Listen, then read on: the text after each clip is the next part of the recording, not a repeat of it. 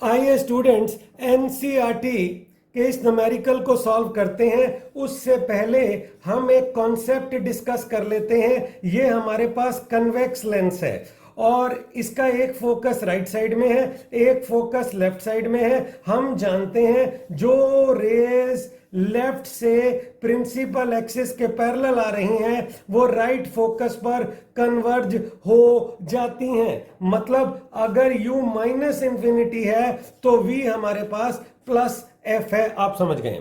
दूसरा कॉन्सेप्ट हमारे पास क्या है, ये हमारे पास कन्वेक्स लेंस है। इस बार ये राइट फोकस है, ये लेफ्ट फोकस है। लेफ्ट फोकस पे अगर ऑब्जेक्ट रख दी जाए तो रेज जब इस प्रकार से जाती हैं वो पैरेलल हो जाती हैं। कहने का मतलब है इस बार u माइनस एफ है और v हमारे पास प्लस इंफिनिटी है। इस कॉन्सेप्ट का उपयोग होना है इस न्यूमेरिकल के अंदर। आप जरा ध्यान से देखें, इस लेंस को आप ऐसे रख दें। अब आप इमेजिन करें कि एक फोकस नीचे है, एक फोकस ऊपर है। अगर इस फोकस पर ऑब्जेक्ट रख दी जाए तो रेज ने पैरेलल हो जाना है। ये कौन से वाला कॉन्सेप्ट लग गया, ये वाला। ये रेज आई और पैरेलल हो गई। लेकिन अगर हम मिरर रख दें, हम इन रेज को रिट्रेस कराना चाहते हैं। हमने मिरर रख दिया, जैसे ही हमने मिरर रख दिया क्या हुआ, ये जो रेज टकराई ये रिट्रेस हो गई और इस कन्वेक्स लेंस ने अब उन्हें उन्हीं फोकस पे उसकी इमेज आई बना दी। तो ये जो डिस्टेंस एग्जामिनर हमें देगा, ये डिस्टेंस इस वन लेंस की फोकल लेंथ होगी। तो इस न्यूमेरिकल में एनसीईआरटी ने ये डिस्टेंस 30 सेंटीमीटर दे दिया जब यहां कोई लिक्विड नहीं भरा हुआ, और बताया कि ये convex lens equi convex lens है, मतलब उसके रेडियस ऑफ कर्वेचर सेम है। फिर से समझाते हुए, अगर इस फोकस पे ऑब्जेक्ट रखी, इन रेज ने पैरेलल हो जाना था, लेकिन आपने प्लेन मिरर रख के उन रेज को रिट्रेस करा दिया और वापस वो उस फोकस पे इमेज बना बैठी। तो हम जानते हैं उन्होंने न्यूमेरिकल में ये 30 सेंटीमीटर दिया। आप लगाएं 1/f1 is equal to μ1 minus 1/r1 minus 1/r2। ये 1 का इस्तेमाल इसलिए हो रहा है, इस लेंस को हम 1 कह रहे हैं और इसके रिफ्रैक्टिव इंडेक्स को μ1 कह रहे हैं। μ1 उन्होंने 1.5 दिया, तो इस f1 की जगह हम डाल देंगे 30, μ1 डालेंगे 1.5 माइनस 1, r1 की जगह डलेगा प्लस r, r2 की जगह डलेगा माइनस r। तो 1/30 is 1.5 minus 1 by plus r minus 1 by minus r। ये आ गया 1/30 is 0.5 into 2 divided by r। ये आ गया 1/30 इज 1/r। तो r हमारे पास 30 सेंटीमीटर निकल के आ गया।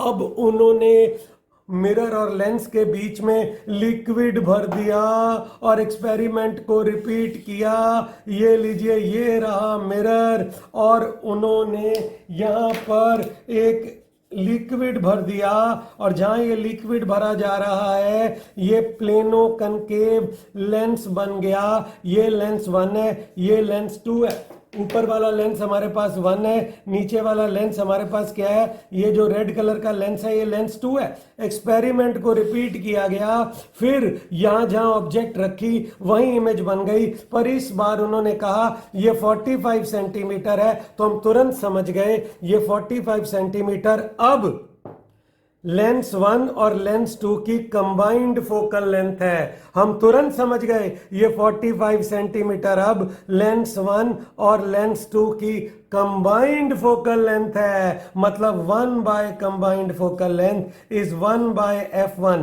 Plus 1/f2।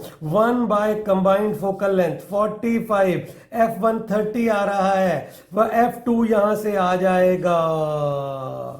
तो F2 निकाल के फिर प्लेनो कनकेव लेंस का फार्मूला लगा के आर, उसमें एक आर है वही डलेगा, और जो हमारे पास 30 आया है, दूसरा हमारे पास इंफिनिटी है। हम उस लिक्विड का, ये जो रेड कलर का हमने लिक्विड दिखाया है डायग्राम में, उस लिक्विड की रिफ्रैक्टिव इंडेक्स को हम निकाल लेंगे। तो अब हमारे पास आ गया